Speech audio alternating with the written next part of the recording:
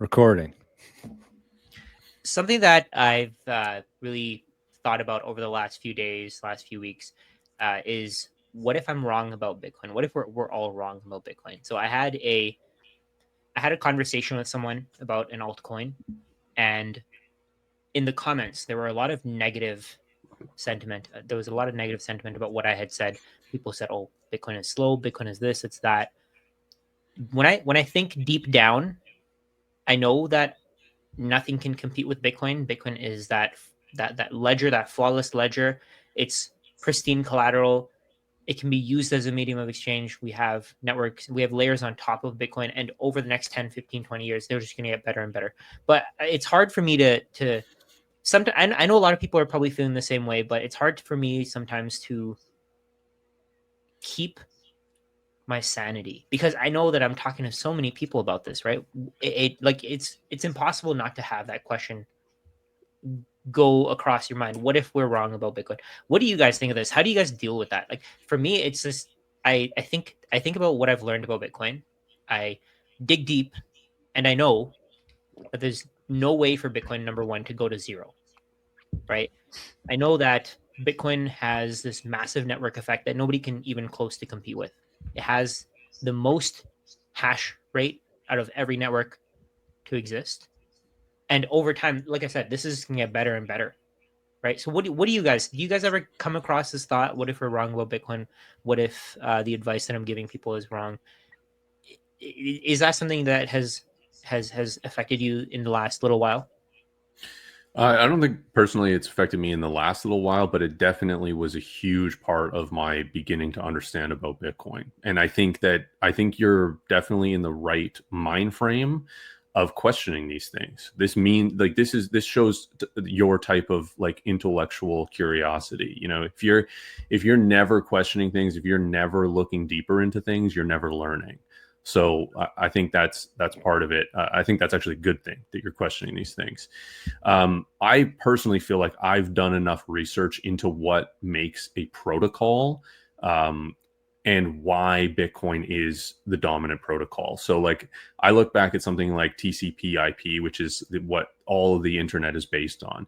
And it is incredibly general at what it does. It transfers data back and forth on the network. It doesn't know what the data is. It doesn't know if it's a picture, a video, anything. It just transfers data. It's incredibly generalist. And that's what Bitcoin does as well. It's incredible. It's this really stupid base layer. And anything more complex gets built on top of it in additional layers. And complexity breeds vulnerability. So what I've looked at with all these altcoins is they try to add complexity to the base layer. They say we're going to be better at the base layer than Bitcoin in X, Y, and Z. And all they're doing is adding complexity, and that complexity is not worth the risk of adopting it, and therefore it can never grow in its relative network comparative to Bitcoin being this really simple, maybe dumb was the wrong way of putting it, maybe simple is better, really simple protocol. And so that is how I look at it, right? It's just,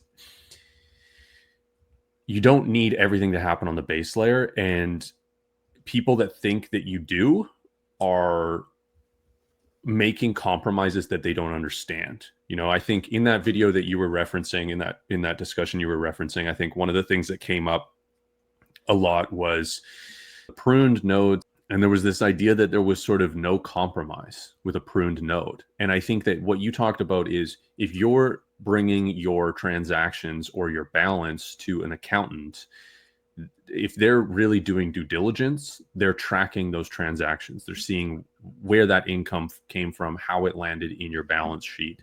And that's very important.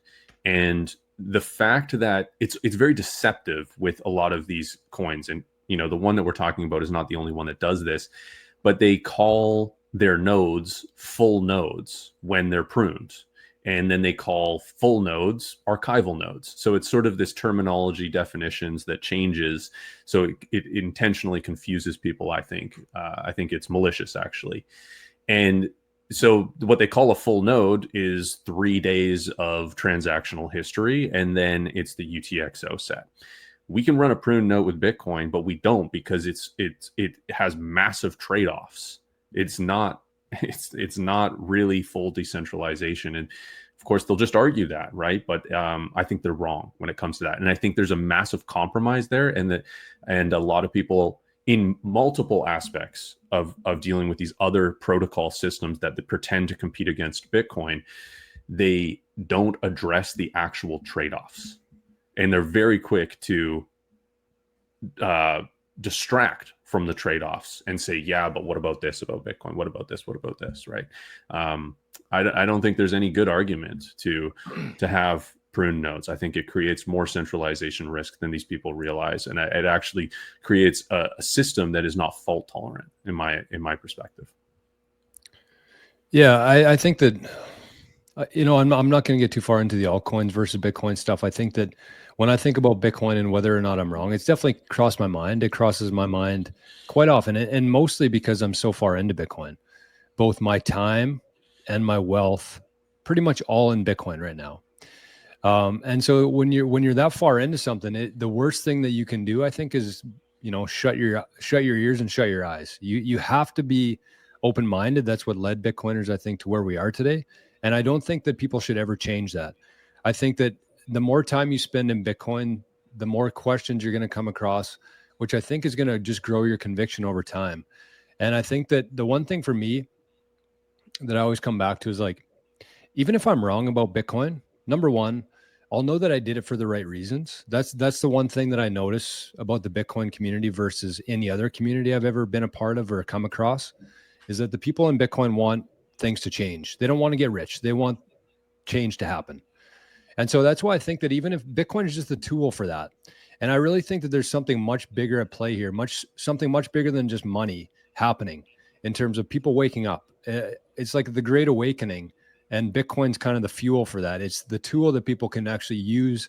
Saylor calls it the ticket out of the matrix, and that's the perfect way to explain it.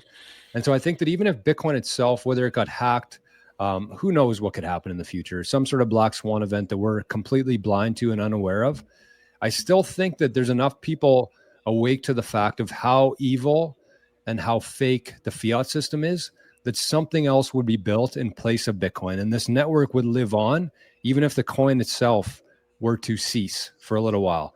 I think that there's something much bigger at play here. Even 5 years ago, hardly anybody was aware of what the Federal Reserve was, what central banks were, what money is, what sound money is. Like, there's something real that's happening here, and I don't think it can be stopped at this point. And that's more so what I'm focused on, is actually meeting people who are on the same kind of frequency as me. That's why I love hanging out with you guys, talking about this stuff, because there is something much bigger at play here than the monetary aspect of it. Yeah, I think that the network effect, it can't be defeated. Nothing can stop that. And there's never going to, like I was saying before, there's never going to be a point when Bitcoin actually hits zero. It's never going to go to zero, because if it goes, let's say it goes to 10 cents, I would buy some just to buy it, right? I mean, why wouldn't I? Rajat, here's a question though. Yeah. If we found out that Bitcoin was actually hackable and there's a bunch of wallets getting hacked, do you still think that you'd be buying it? I think it depends on how they got hacked, right? I would question how they got hacked. Why did they get hacked? Or what does it mean that they got hacked, right? If I think Forrest, you were mentioning this before, where if, let's say, you have SHA-256 gets broken, quantum computing, all that stuff. If that's the case, then the banking system is probably going to be in trouble. Way more. There's going to be way more trouble for the banking system than Bitcoin, right? That's what I mean to say. But if there's other reasons, let's say somebody just left their wallet. Let's say somebody didn't realize, and they have a picture of their seed phrase on Google, and Google gets hacked, right? That's different. Yeah, of course. I mean, the Bitcoin network itself. How would Bitcoin get hacked? That doesn't, like, I would question, how did it get hacked in the first place? What exactly happened? Is it actually hacked, or are people just saying it got hacked because they don't understand what happened? And that's exactly what they think, right? They think that when FTX collapsed, it's because, oh, Bitcoin hacked, Bitcoin got hacked, their Bitcoin got hacked. Or like if Mount Gox lost all their Bitcoin, they think, oh, the Bitcoin network got hacked, right? So first of all, I would question that. But if it was actually a legitimate threat, I would try to figure out what the reason for it was. Forrest mentioned the quantum computing, where if you don't send Bitcoin from an address, if you haven't sent Bitcoin from an address, then it can't be, I guess, it can't be Reverse reversed. engineered. Yeah, Yes. through because there's the private public key cryptography. And the thing is here, right, is like we've gone from pay to public key to pay to public key hash. You know, there's the SegWit wallets, there's Taproot wallets. All these, the wallet types are actually changing throughout time. And so, Jory, your question was, what if like somebody could hack your wallet? Kind of.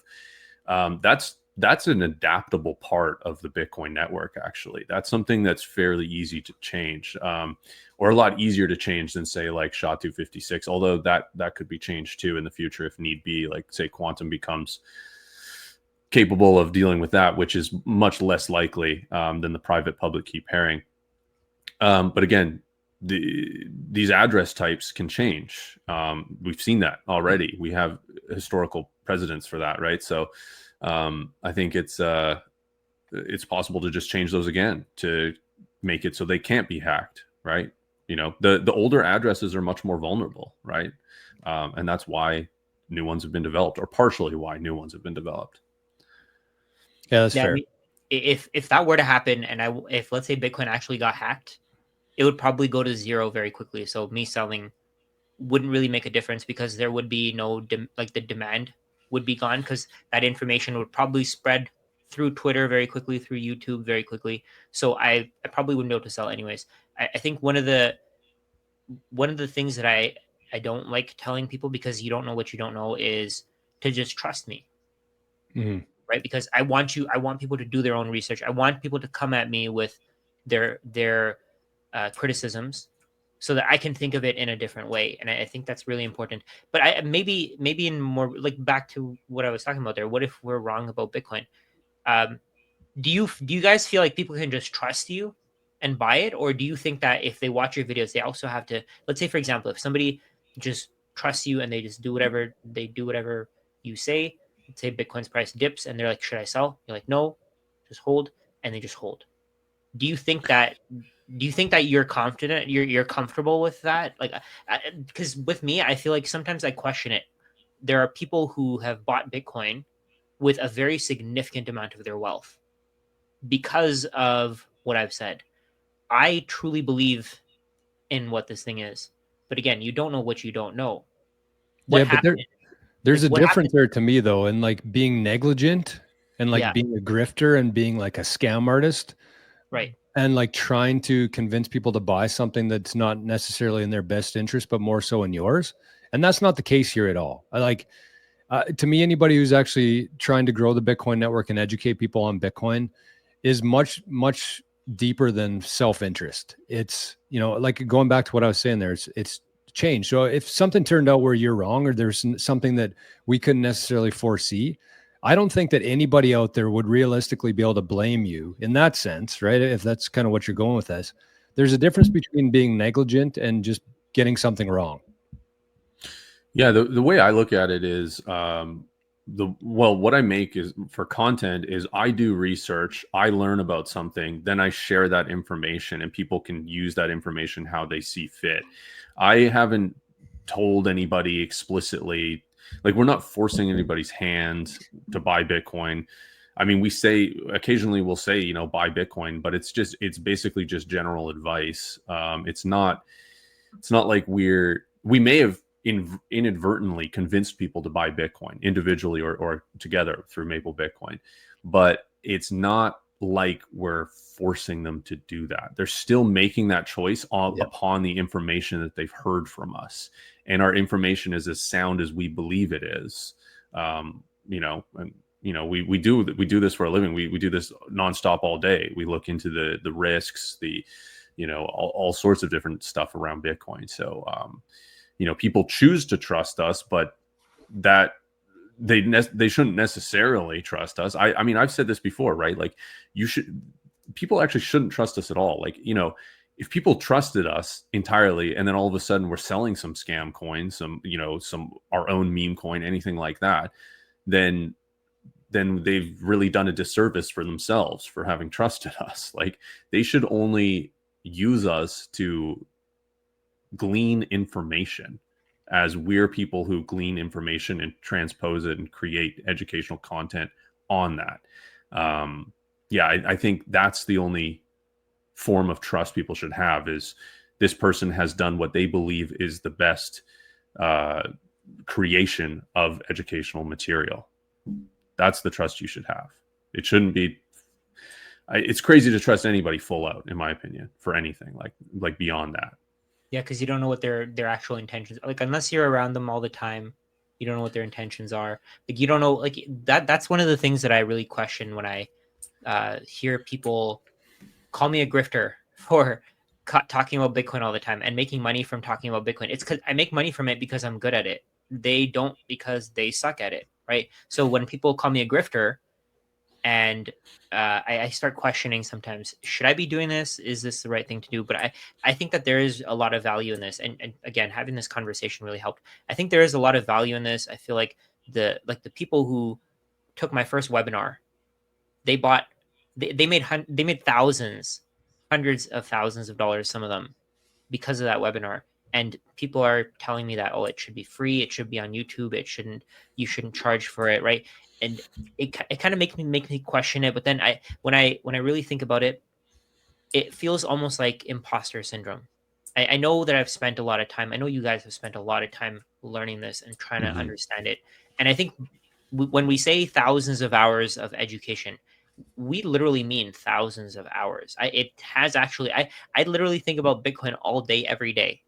There's never a time when I'm not thinking about how Bitcoin could potentially fail. Like, how do I relate this to Bitcoin? How do I connect this to Bitcoin? And how does Bitcoin make this better? How does Bitcoin make the quality of the things that we consume better? So maybe it's a bit of imposter syndrome, because the people who criticize what we do, what I do, maybe they haven't put in the same amount of time. Like, there's a lot of people saying, oh, he says he's worked thousands of hours to learn this thing, but where's the proof? There's nothing to learn. It's just a 9-page white paper. But no, there's so much more. It goes so much deeper than that. And that's what we're trying to accomplish here. We're trying to get people to go deeper rather than just surface level.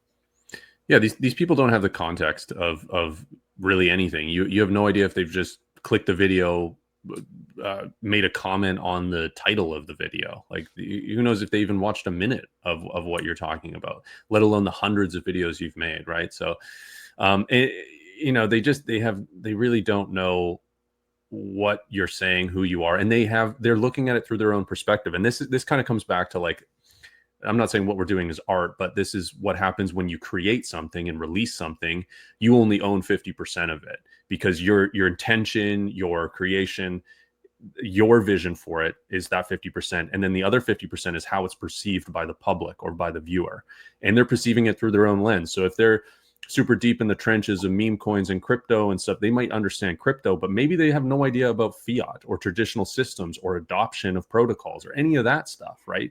So they might be looking at it through this lens of, well, I understand cryptocurrencies and I think that this is what's valuable about them, but they don't understand why we need ultimate security and decentralization as opposed to speed, So perspective is everything. And I think the other thing that Jor was touching on there that is ultimately, like, so important is the motive, right? Like, the motive of a grifter, like, grifters know they're grifters.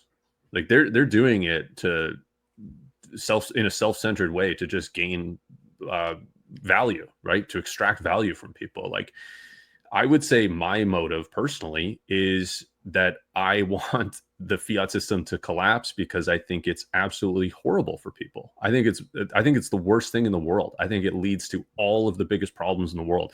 And, like, my past life was full of, like, activist ventures of some kind. And this is an extension of it. And the reason I believe in Bitcoin is because I think it has the highest potential to make the most impact on the world. And it also increases my purchasing power while doing so. So there's sort of a beneficial knock-on effect, but that isn't the main reason. And the number go up is not why I'm in this. It's because of fiat go down. That's the reason I'm in this. So I think I think we align in a lot of that, all three of us. So that's why I like working with you guys. I think from my perspective here, anyways, I think that when you really think deeply about Bitcoin and you look at what it is and why people hold it, there could be Dogecoin, there could be Litecoin, there could be Caspa, there could be all these different new technologies pop up. They're all kind of based off of Bitcoin's, code and ethos, I guess you'd say. But here's the thing for me is like, it could be any of those things. It could be fiat, which we just talked about, and how bad and how debased it's getting constantly. It doesn't really matter how you transact, and there might be better technologies for transacting, but that's not the end game here. That's not what we're searching for. We're searching for a place to store our time and energy that's going to be preserved there, preserved in a week from now, in a year from now, in a century from now. That's the whole goal here. That's the game that we're playing. And to me, there's nothing that even comes close to Bitcoin in that sense. Gold in the real world, physical gold, is probably the closest. But that's what I tell people. I feel like there's such a disconnect in people's minds right now in terms of like never selling your Bitcoin. But here's the thing. Whenever you send somebody something in exchange for something else, like somebody wanted to buy this hat off of me, that's a value for value exchange. They send me value in the form of whatever they want to. Fiat, Bitcoin, Litecoin, Caspa, doesn't matter. I send them the hat. That's how people transact. So transactional tokens or currencies are much less relevant than something that actually stores value. So when you're thinking about buying products and services, all you're doing is sending value to somebody else. It doesn't matter what the form of that value is. You're just sending value to somebody else. The only thing that matters is how you store your value. So when you go to work, you add value to the world. Whatever you have left over at the end of the month, you put that into a store of value. That's what Bitcoin is to me. And that's the real revolutionary idea here. And until somebody convinces me that there's a better store of value, I'm going to stick with Bitcoin here. And every asset in history that goes through this kind of same thing goes from collectible, store of value, medium of exchange, and then unit of account. And you can't skip anything. You can't just be one of those things. You have to go through the whole process there. And that's exactly what we're living through right now in Bitcoin. That's why I don't get distracted by like the altcoins and stuff. Even if they are better at transacting, that's not the real idea here to me. Yeah. And yeah, in Canada, what works best for transacting is the Canadian dollar. If you take that anywhere else in the world, it will not work as a transactional layer. And so currencies, as far as using them as peer-to-peer, or not even peer-to-peer, but just as a medium of exchange, it's much less important, and it can become almost like barter, right? We're bartering through an instrument, and we're agreeing that these instruments have value upon exchange. But ultimately, the people that really understand store of value will ultimately want to exchange their store of value or receive the store of value. So it all sort of accumulates to whatever becomes the best store of value, which is Bitcoin. But people are free to transact with whatever they want in the meantime, and they'll just miss out on holding the store of value, and therefore their purchasing power will go down, priced in that store of value. Yeah, I get what you guys are saying. I think those are some really great points. I think sometimes I feel this way, and I know for a fact that other people probably feel this way as well. And I wanted to mention the community. I think we're coming to an end here. I want to mention the community. If I feel this way and I'm constantly talking about Bitcoin and trying to learn about it and trying to figure it out, like there are short time like where I feel like, oh, maybe what if I'm wrong? And then I think about it, and then I think about it, and then I'm okay with it again, right? And luckily we have these weekly sessions. We meet twice a week. We talk about this, and it's really helped me to build my confidence, knowing that real people, like you guys are real people. We're all real people. We actually put in the time to understand this, to put in the time to think about this. If you don't have a community like this, if you don't have people to talk to, I can't even imagine how difficult this must be. It must be impossible to keep holding, right? And that I think that's part of the reason why so many retail investors have a difficult time with holding Bitcoin and buying it in the first place, or not selling it when the price goes down. So we have a community. We started a community together. We're constantly talking on it. We're constantly posting on it. We have weekly sessions, live sessions. We have tons of content on there where we answer questions like this. We talk about these things, and I think it's extremely valuable. We're going to put the link in the description if you want to check it out. Any last points there? Anything that you guys wanted to add on?